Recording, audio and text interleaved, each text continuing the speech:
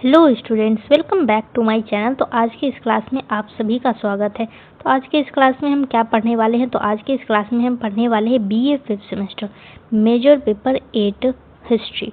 तो आज के इस क्लास में हम चैप्टर 2 पढ़ने वाले हैं। चैप्टर फर्स्ट हम पढ़ चुके हैं, वो आप प्लेलिस्ट में जाकर चेक करेंगे, वहाँ पे आपको मिल जाएगा मेजर पेपर का। तो आज हम पढ़ने वाले हैं चैप्टर 2। चैप्टर 2 में जितना भी सब्जेक्टिव क्वेश्चन दिया गया है, लॉन्ग और शॉर्ट क्वेश्चन, वो पूरा आज हम कंप्लीट करने वाले हैं। तो चैप्टर 2 का नाम है इंटरनेशनल कोर्ट। तो ये जो चैप्टर 2 है ये किस यूनिट में आता है? तो ये आता है यूनिट 1 में। मतलब यूनिट 1 अभी भी आपका कंप्लीट नहीं हुआ है। यूनिट 1 से ही हम पढ़ने वाले हैं। आपके बुक में दिया गया है चैप्टर 2 का नाम इंटरनेशनल कोर्ट। तो इसी से रिलेटेड हम क्वेश्चन आपका हिंदी इंग्लिश दोनों में रहेगा, जैसा कि आप यहाँ पे देख सकते हैं। तो क्वेश्चन हिंदी इंग्लिश दोनों में रहेगा और आंसर सिर्फ हिंदी में रहने वाला है। तो एक एक करके लाइन बाय लाइन समझाएंगे, स्क्रीनशॉट ले लेना है। तो चलिए हम क्लास को शुरू करते हैं। दोस्तों के साथ शेयर कर देना है और चैनल को सब्सक्राइब कर लेना है। तो सबसे पहला क्वेश्चन आपसे पूछा गया है, describe the composition and jurisdiction of the international court of justice, यानी अंतर्राष्ट्रीय न्यायालय की संरचना और अधिकार क्षेत्र का वर्णन कीजिए। तो अब हम इसका आंसर देखेंगे कि इसमें आपको लिखना क्या क्या है। तो इसमें आपको लिखना है, अंतर्राष्ट्रीय न्यायालय को इंटरनेशनल कोर्ट ऑफ जस्टिस कहा जाता है। तो इसका कहने का मतलब है कि इंटरनेशनल कोर्ट ऑफ जस्टिस एक अदालत है जो पूरी दुनिया के देशों के बीच न्याय करती है। क्या करती है? न्याय करती है।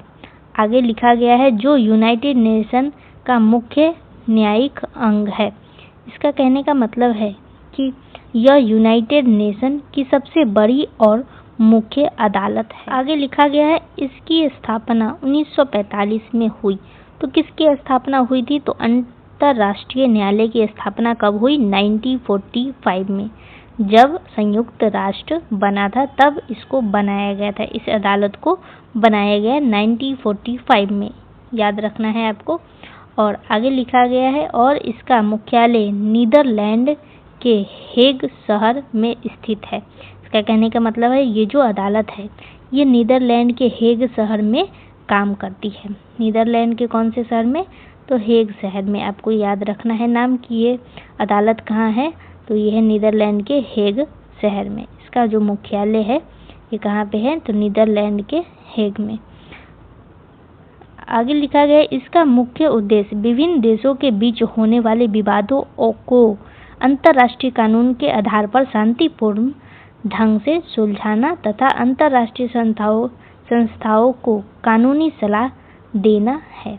तो इसका कहने का मतलब है कि इसका काम है देशों के झगड़ों को लड़ाई के बजाय कानून से हल करना। मतलब मान लीजिए कि कोई 2 देश है या फिर 3 देश है, आपस में अगर झगड़ा हो रहा है देश में, तो इसका कोई सॉल्यूशन निकालना है। तो इसका सॉल्यूशन किसके आधार पे निकाला जाता है? तो कानून के आधार पे निकाला जाता है और शांतिपूर्ण ढंग से सारे सॉल्यूशन निकाल करके ये झगड़ा को सुलझाया जाता है देश के बीच में। यही इसका मुख्य उद्देश्य है। तो ये बड़े संगठनों को कानून से जुड़ी सलाह भी देती है। तो ये क्या करती है कि सलाह भी देती है। आगे लिखा गया है, अंतर्राष्ट्रीय न्यायालय की संरचना में कुल 15 न्यायाधीश होते हैं। इसका कहने का मतलब है कि इस अदालत में कुल 15 जज होते हैं। आगे लिखा गया है, इन न्यायाधीशों का चुनाव संयुक्त राष्ट्र के 2 प्रमुख अंगों यूनाइटेड नेशनल जनरल असेंबली और यूनाइटेड नेशन सिक्योरिटी काउंसिल द्वारा किया जाता है। इसका कहने का मतलब है कि जजों का चुनाव यूनाइटेड नेशन जनरल असेंबली और यूनाइटेड नेशन सिक्योरिटी काउंसिल मिलकर के करते हैं। आगे लिखा गया है कि इन न्यायाधीशों का कार्यालय 9 वर्ष का होता है। मतलब एक जज 9 साल तक ही काम करता है। आगे लिखा गया है, और वे पुनः चुने भी जा सकते हैं। मतलब है इसका कि अगर अच्छा काम करे तो दोबारा उनको भी चुना भी जाता है फिर से। आगे लिखा गया, एक ही देश से एक समय में केवल एक ही न्यायाधीश हो सकता है। इसका कहने का मतलब है कि किसी देश में सिर्फ एक जज ही होगा ताकि सब देशों को मौका मिले। न्यायाधीश अपने बीच से अध्यक्ष और उपाध्यक्ष चुनते हैं। इसका कहने का मतलब है कि जज आपस में एक नेता जो कि होता है प्रेसिडेंट और एक सहायक नेता यानी वाइस प्रेसिडेंट चुने जाते हैं। आगे लिखा गया है जिनका कार्यालय समानता 3 वर्ष का होता है। इनका मतलब है कि ये पद सिर्फ और सिर्फ 3 साल के लिए ही होता है। रजिस्ट्री दस्तावेजों और रिकॉर्ड का प्रबंधन करती है। इसका कहने का मतलब है कि एक ऑफिस होता है जो सारे कागज और रिकॉर्ड संभालता है। आगे लिखा गया है अधिकार क्षेत्र को 2 प्रकार का होता है। अधिकार क्षेत्र 2 प्रकार का होता है जिसका नाम दिया गया है यहाँ पे। इसका मतलब है कि इस अदालत के काम करने के 2 तरीके होते हैं। तो यहाँ पे लिखा गया है विवादात्मक अधिकार क्षेत्र देशों के बीच विवादों का निर्णय करता है। तो पहला दिया गया है, तो इसका याद रखना है कि जब दो देश झगड़े होते हैं, जब 2 देश में झगड़ा होता है तो यह अदालत क्या करती है, फैसला देती है। आगे लिखा गया है इनमें सीमा विवाद संधियों की व्याख्या शामिल हो सकते हैं। मतलब जैसे सीमा का झगड़ा होता है, समझौता की बात या कानून तोड़ने का मामला से जुड़े प्रश्न शामिल हो सकते हैं इनमें। आगे लिखा गया है कि न्यायालय केवल उन्हीं मामलों की सुनवाई करता है जिनमें संबंधित देश इसकी आधिकारिकता को स्वीकार करते हैं। मतलब है इसका कहने का कि यह अदालत तभी केस सुनेगा जब दोनों देश मानेंगे। इसका कहने का मतलब है इनके निर्णय बाध्यकारी के होते हैं। मतलब अदालत का फैसला मानना जरूरी होता है। आगे लिखा गया है, तो पहला यहाँ पे दिया गया था और दूसरा यहाँ पे दिया गया है। तो अब अगला दिया गया है आपको परामर्शात्मक अधिकार क्षेत्र। इसका कहने का मतलब है कि इस काम में अदालत सिर्फ सलाह देती है।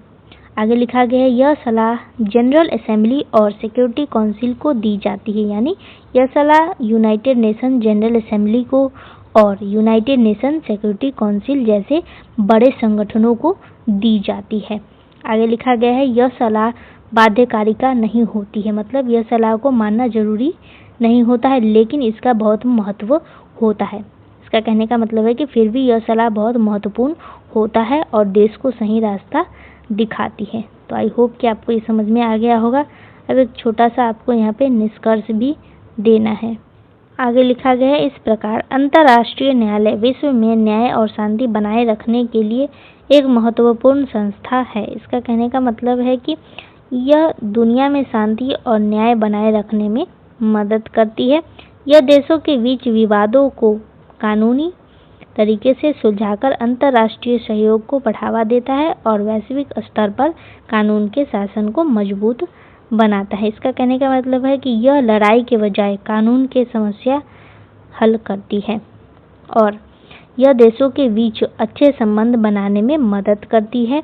यह सुनिश्चित करती है कि दुनिया में कानून का पालन हो। तो आई होप कि क्वेश्चन नंबर 1 का आंसर आप सभी को समझ में आ गया होगा। तो अब हम बढ़ते हैं क्वेश्चन नंबर 2 की तरफ। क्वेश्चन नंबर 2 आपसे पूछा गया है discuss the function and power of the international court of justice. इसका कहने का मतलब है कि अंतर्राष्ट्रीय न्यायालय के क्या कार्य होते हैं, इनकी शक्तियाँ क्या होती है, कहाँ तक सीमित है, क्या है नहीं है, वो अब इसमें आपको लिखना है। तो इसमें आपको लिखना है कि इंटरनेशनल कोर्ट ऑफ जस्टिस संयुक्त राष्ट्र का मुख्य न्यायिक अंग है, जो कि आप समझ चुके हैं अच्छा से कि इंटरनेशनल कोर्ट ऑफ जस्टिस दुनिया की सबसे बड़ी अंतर्राष्ट्रीय अदालत है जो यूनाइटेड नेशन के अंतर्गत कार्य करती है। ये किसके अंतर्गत कार्य करती है? तो ये कार्य करती है यूनाइटेड नेशन के अंतर्गत। आगे लिखा गया है इसका स्थापना 1945 में हुआ। ये आप जान चुके हैं। इसका मुख्यालय कहाँ है? तो नीदरलैंड में है। और इस न्यायालय का मुख्य उद्देश्य अंतर्राष्ट्रीय कानून के आधार पर देशों के बीच होने वाले विवादों को शांतिपूर्ण ढंग से सुलझाया जाता है। ये आपको पता ही है। तो अंतर्राष्ट्रीय संस्थाओं को कानूनी सलाह देना है। तो ये क्या करती है कि अंतर्राष्ट्रीय संस्थाओं को क्या करती है? कानूनी सलाह भी देती है। यह संस्था विश्व में शांति, न्याय और कानून के शासन को बनाए रखने में महत्वपूर्ण भूमिका भी निभाती है। इस संस्था का क्या काम है कि विश्व में शांति बनाए रखना है, न्याय और कानून के शासन को भी बनाए रखना है। तो इसमें ये महत्वपूर्ण भूमिका भी निभाती है।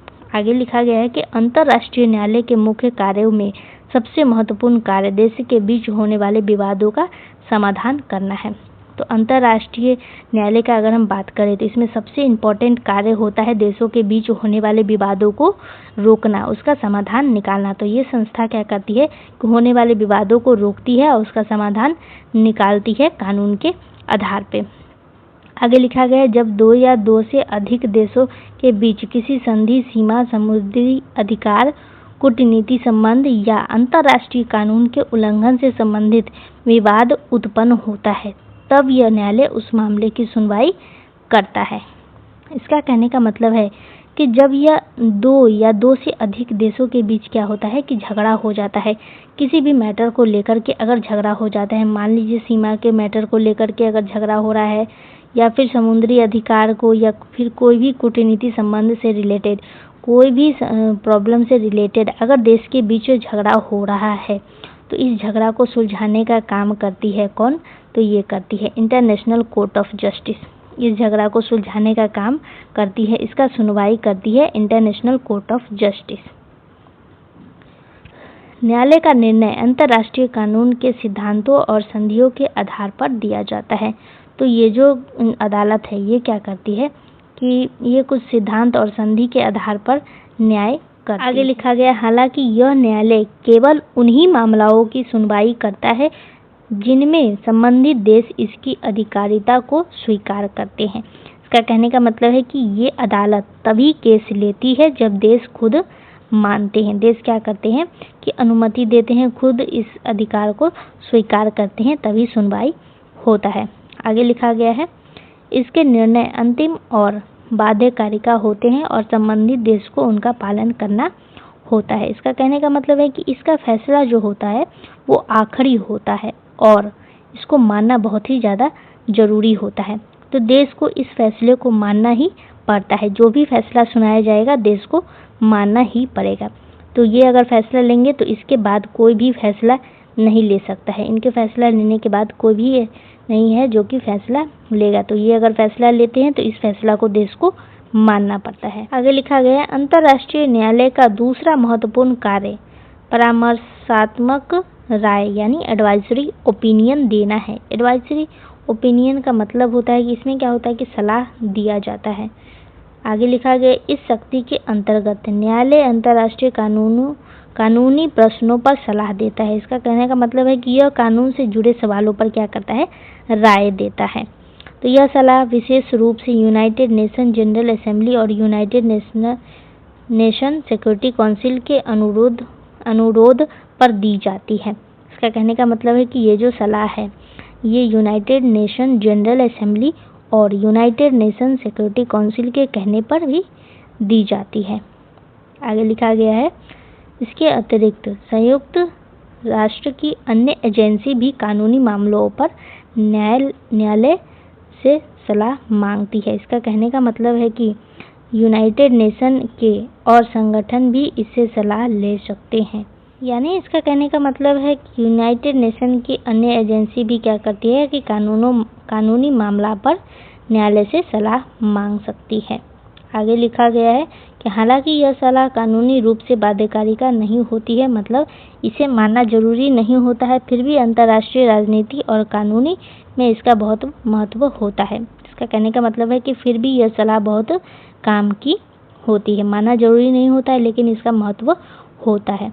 आगे लिखा गया है, अंतर्राष्ट्रीय न्यायालय की एक अन्य महत्वपूर्ण शक्ति यह है कि यह अंतर्राष्ट्रीय संधियों की व्याख्या करता है। इसका कहने का मतलब है कि यह समझौता है कि समझौते का सही मतलब क्या है, यह समझाता है कि समझौते का सही मतलब क्या होता है और अंतर्राष्ट्रीय कानून के सिद्धांतों को स्पष्ट करता है। इसका कहने का मतलब है यह कानून को साफ और आसान बनाता है। आगे लिखा गया, न्यायालय अपने निर्णयों के माध्यम से अंतर्राष्ट्रीय कानून के विकास में भी योगदान देता है। इसका कहने का मतलब है कि इसके फैसले से अंतर्राष्ट्रीय कानून मजबूत होते हैं। इसके अलावा यह न्यायालय उन मामलों में भी निर्णय दे सकता है जहां किसी देश ने अंतर्राष्ट्रीय दायित्वों का उल्लंघन किया हो।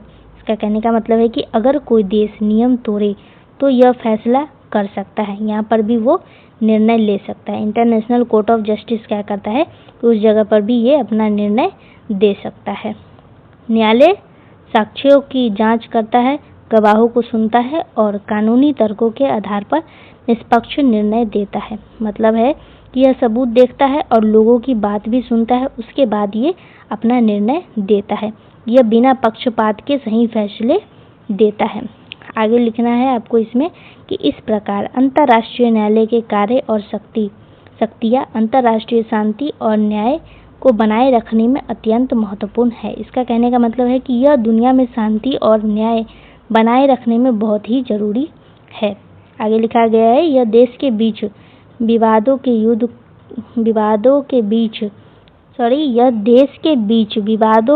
को युद्ध के बजाय कानूनी और शांति तरीकों से सुलझाने का अवसर प्रदान करता है और अंतर्राष्ट्रीय कानून को मजबूत बनाता है। इसका कहने का मतलब है कि यह लड़ाई की जगह कानून से समस्या का हल करता है, शांतिपूर्वक हल करता है और यह पूरे विश्व के कानून को और मजबूत करता है। आई होप कि आपको क्वेश्चन नंबर 2 भी अच्छे तरीके से समझ में आ गया होगा। तो अब हम बढ़ते हैं क्वेश्चन नंबर 3 की तरफ।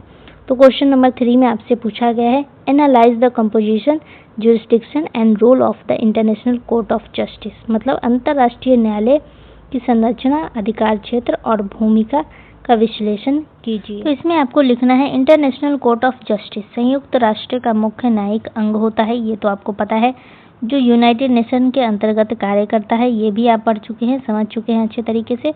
आगे लिखा गया, इसकी स्थापना 1945 में हुई और इसका मुख्यालय कहाँ है, तो नीदरलैंड में है। और इस न्यायालय का मुख्य उद्देश्य क्या है, तो अंतर्राष्ट्रीय कानून के आधार पर देशों के बीच विवाद को शांतिपूर्वक हल करना ही इसका उद्देश्य होता है और अंतर्राष्ट्रीय संगठनों को कानूनी सलाह भी ये देता है। तो यह संस्था विश्व में क्या करता है, न्याय, कानून और शांति बनाए रखने में महत्वपूर्ण योगदान देता है। और अंतर्राष्ट्रीय न्यायालय की संरचना में कुल 15 न्यायाधीश होते हैं, यानी 15 जज होते हैं और इनको 2 भाग में बांटा गया है। दो प्रमुख अंगों में बांटा गया है। तो पहला का नाम है यूनाइटेड नेशन जनरल असेंबली, दूसरा का नाम है यूनाइटेड नेशन सिक्योरिटी असेंबली। तो ये आपको याद रखना है। न्यायाधीशों का जो कार्य होता है वो सिर्फ 9 वर्ष के लिए होता है और इनको पुनः चुना भी जा सकता है अगर ये अच्छा काम करते हैं तो। आगे लिखा गया है कि न्यायालय में यह नियम है कि एक ही देश से एक समय में केवल एक ही न्यायाधीश हो सकते हैं। मतलब एक देश से सिर्फ एक ही जज हो सकते हैं, एक देश में एक ही जज होगा, ताकि विभिन्न देशों को क्या हो, विभिन्न देशों का संतुलित प्रतिनिधित्व बना रहे। न्यायाधीश अपने बीच से एक अध्यक्ष और एक उपाध्यक्ष चुनाव करते हैं जो न्यायालय के कार्यों का संचालन करते हैं। इसके अलावा न्यायालय के प्रशासनिक कार्य को संभालने के लिए एक रजिस्ट्री भी होता है जो कि कागज से रिलेटेड सारे काम को संभालता है। ये आप समझ चुके हैं अच्छे तरीके से।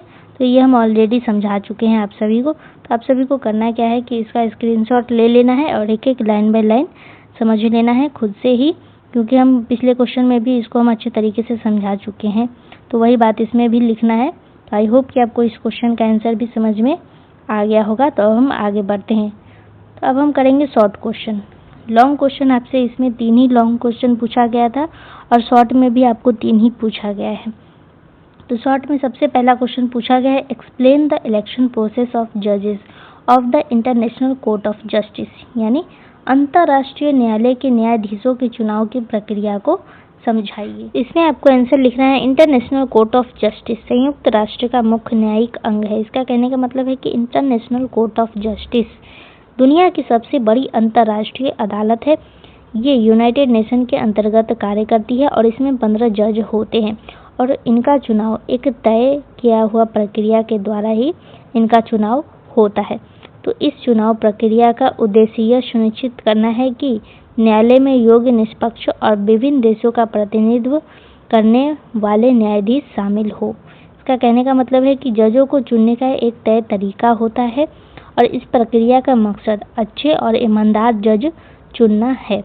अलग अलग देशों के लोग जज बन सके, यह भी ध्यान रखा जाता है। आगे लिखा गया है, अंतर्राष्ट्रीय न्यायालय के न्यायाधीश के चुनाव की प्रक्रिया संयुक्त राष्ट्र के 2 प्रमुख अंग द्वारा संचालित होता है, जिसका नाम है यूनाइटेड नेशन जनरल असेंबली और यूनाइटेड नेशन सिक्योरिटी काउंसिल। इसका कहने का मतलब है कि जजों को यूनाइटेड नेशन जनरल असेंबली और यूनाइटेड नेशन सिक्योरिटी काउंसिल चुनते हैं। इन दोनों संस्थाओं में अलग अलग मतदान होता है, लेकिन फिर भी उम्मीदवार को न्यायाधीश बनने के लिए दोनों में बहुमत प्राप्त करना आवश्यक होता है। इसका कहने का मतलब है कि दोनों जगह अलग अलग वोटिंग होती है और जज बनने के लिए दोनों जगह ज़्यादा वोट मिलने चाहिए। अगर जीत नहीं मिलती है तो फिर से वोटिंग होती है। आगे लिखा गया है कि यदि किसी उम्मीदवार को दोनों संस्थाओं में बहुमत नहीं मिलता है तो कई चरणों में पुनः मतदान किया जाता है। मतलब अगर जीत नहीं मिलता है तो पुनः वोटिंग किया जाता है जब तक कि आवश्यक संस्था में न्यायाधीश चुने न जाए। जब तक सभी जज नहीं चुने जाते तब तक वोटिंग चलती रहती है। आगे लिखा गया है, न्यायाधीश के उम्मीदवार का नामांकन सीधे सरकारों द्वारा नहीं किया जाता है, बल्कि अंतर्राष्ट्रीय न्यायालय के स्थायी पंचाट न्यायालय यानी परमानेंट कोर्ट ऑफ आर्बिट्रेरी से जुड़े राष्ट्रीय समूहों द्वारा किया जाता है। कहने का मतलब है कि सरकार खुद सीधे जज का नाम नहीं देती है। परमानेंट कोर्ट ऑफ आर्बिट्रेशन से जुड़े समूह उम्मीदवार चुनते हैं। एक समूह ज़्यादा से ज़्यादा 4 नाम दे सकता है। यहाँ पे लिखा गया है, प्रत्येक राष्ट्रीय समूह अधिकतम 4 उम्मीदवार के नाम प्रस्तावित कर सकता है, जिनमें से 2 उम्मीदवार उसी देश के हो सकते हैं और अन्य 2 अलग अलग देशों के हो सकते हैं। मतलब है इसका कहने का मतलब कि 2 अपने देश के और 2 अलग देश के लोग हो सकते हैं। उम्मीदवार का चयन उनकी उच्च नैतिकता, प्रतिष्ठा, कानूनी योग्यता और अंतर्राष्ट्रीय कानून के क्षेत्र में अनुभव के आधार पर किया जाता है। एक मिनट।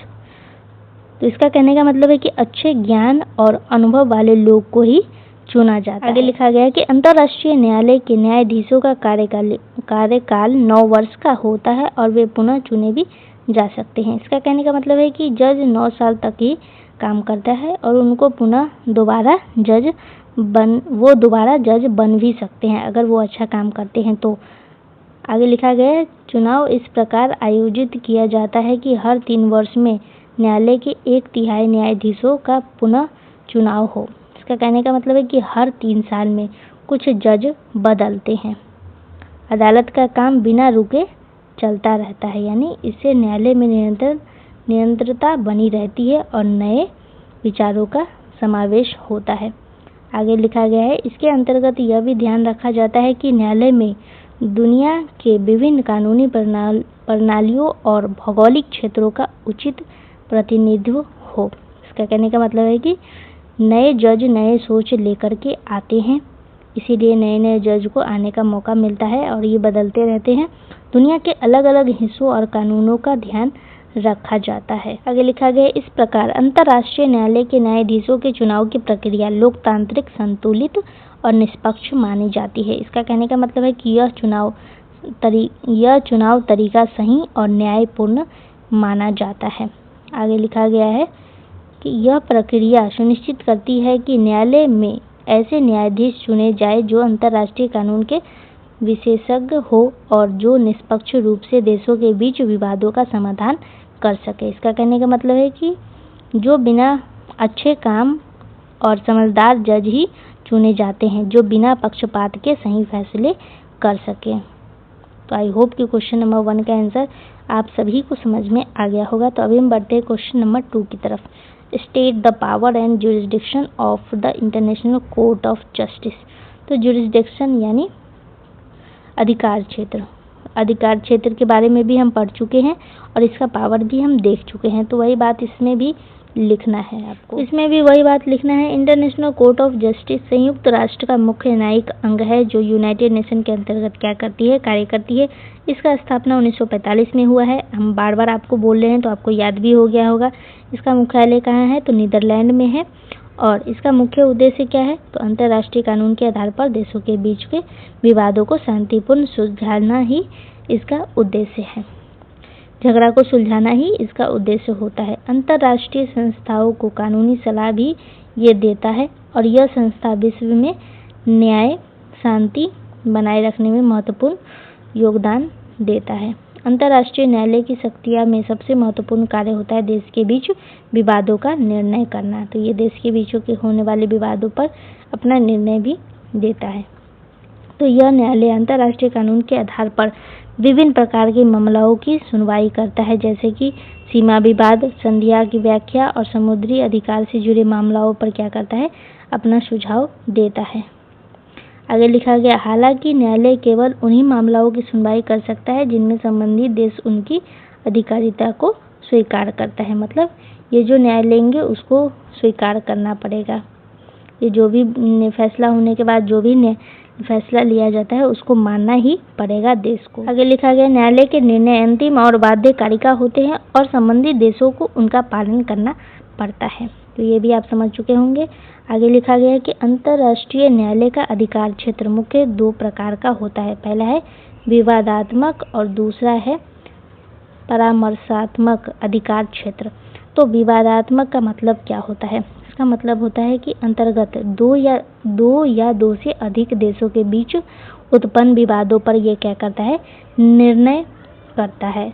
इन मामलों में न्यायालय साक्ष्यों की जांच करता है और कानूनी तर्कों को सुनता है और अंतर्राष्ट्रीय कानून के सिद्धांतों के आधार पर निर्णय देता है। तो ये क्या करता है कि पहले प्रूफ इकट्ठा करता है और कानूनी तर्क को सुनता है, मतलब लोगों की बात को सुनता है और अंतर्राष्ट्रीय कानून के सिद्धांत के आधार पर ये अपना निर्णय देता है। और दूसरा है परामर्शात्मक अधिकार क्षेत्र। इसका कहने का मतलब है ये क्या करता है कि इसके अंतर्गत क्या होता है कि इसके अंतर्गत न्यायालय अंतर्राष्ट्रीय कानूनी प्रश्नों पर सलाह देता है। यह सलाह विशेष रूप से यूनाइटेड नेशन जनरल असेंबली और यूनाइटेड नेशन सिक्योरिटी काउंसिल के अनुरोध पर दी जाती है। इसके अलावा संयुक्त राष्ट्र की अन्य एजेंसी भी न्यायालय से कानूनी सलाह मांग सकती है। तो यूनाइटेड नेशन के अन्य एजेंसी जो भी हैं वो भी क्या करते हैं, इसे सलाह ले सकते हैं, कानूनी सलाह मांग सकते हैं। हालांकि यह सलाह कानूनी रूप से बाध्यकारी नहीं होते हैं। बाध्यकारी का मतलब होता है कि ऐसा जरूरी नहीं है कि आपको मानना ही मानना पड़ेगा इसका निर्णय, तो ऐसा नहीं होता है इसमें।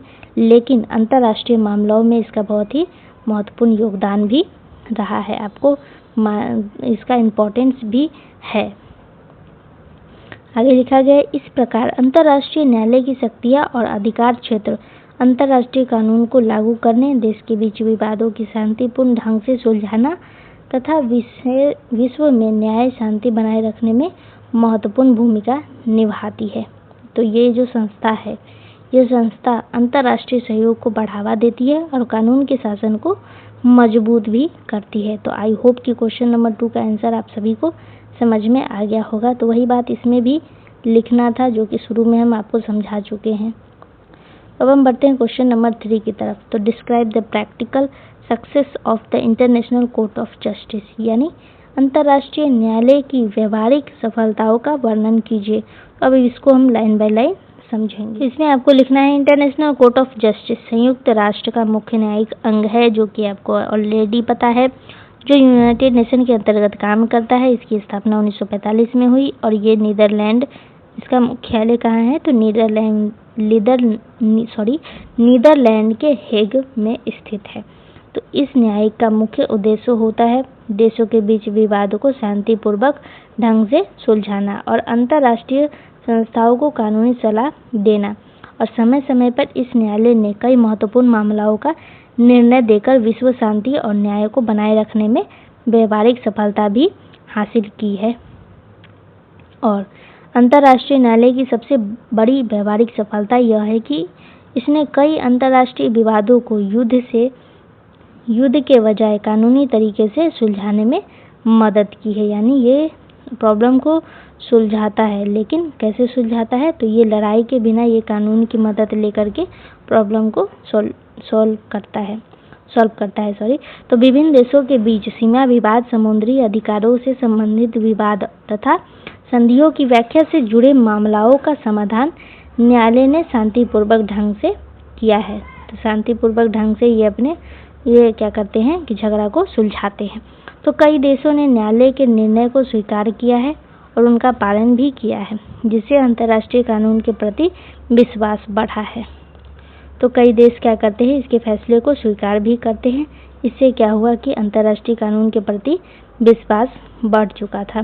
तो इस प्रकार न्यायालय ने अंतर्राष्ट्रीय संघर्षों को कम करने में महत्वपूर्ण योगदान दिया है।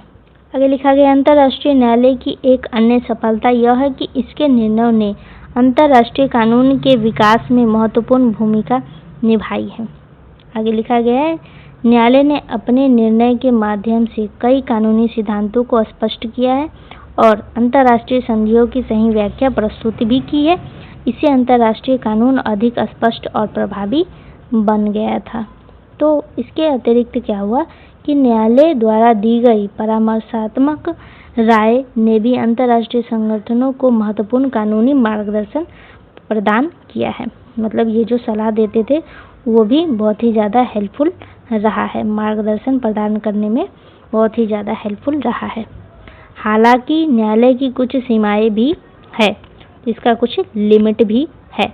जैसे यह केवल उन्हीं मामलों की सुनवाई करता है जिनमें संबंधित देश इसकी आधिकारिकता को स्वीकार करते हैं। मतलब इसका कहने का है कि इसका लिमिट क्या है, इसका लिमिट है कि ये उन्हीं मामलों को सुनेगा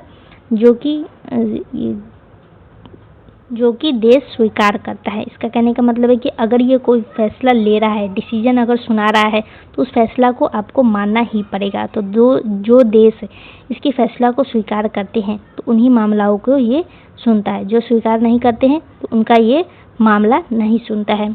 और इसके निर्णय को लागू करने के लिए इसके पास प्रत्यक्ष बल प्रयोग की शक्ति नहीं होती है। फिर भी इन सीमाओं के बावजूद अंतर्राष्ट्रीय न्यायालय ने विश्व में न्याय और शांति को बनाए रखने में उल्लेखनीय सफलताएं प्राप्त की है। तो पावर नहीं होने के वजह से फिर भी पावर नहीं है, लेकिन फिर भी ये क्या है कि शांति को बनाए रखने में बहुत ही ज़्यादा सफलता प्राप्त किया। तो इस प्रकार कहा जा सकता है कि अंतर्राष्ट्रीय न्यायालय ने अपने निर्णयों और सलाहों और कानूनी सिद्धांतों के माध्यम से अंतर्राष्ट्रीय विवादों के शांतिपूर्ण समाधान में महत्वपूर्ण व्यवहारिक सफलता प्राप्त की है और अंतर्राष्ट्रीय कानून के विकास में महत्वपूर्ण योगदान दिया है। तो आई होप कि आपको समझ में आ गया होगा कि अंतर्राष्ट्रीय में क्या इसका महत्वपूर्ण योगदान रहा है। तो ये जो क्वेश्चन था, लॉन्ग क्वेश्चन, शॉर्ट क्वेश्चन, वो पूरा हो चुका है। जितना भी क्वेश्चन था आपका चैप्टर 2 में वो पूरा हो चुका है। तो आई होप कि ये वीडियो आप सभी के लिए काफ़ी हेल्पफुल रहा हो। तो आप सभी का बहुत बहुत धन्यवाद है क्लास में अंत तक बने रहने के लिए। तो अब क्या करना है आपको कि अपने दोस्तों के साथ शेयर कर देना है, चैनल को सब्सक्राइब कर लेना है। और हम मिलते हैं अगले क्लास में चैप्टर 3 से लेकर के, जिसमें आपको पढ़ना है ILO के बारे में, यानी इंटरनेशनल लेबर ऑर्गेनाइजेशन के बारे में पढ़ना है आपको। यूनिट 1 में आपको इसके बारे में दिया गया है पढ़ने के लिए। तो अब हम मिलते हैं चैप्टर 3 का क्वेश्चन लेकर के। तो आप सभी का बहुत बहुत धन्यवाद है।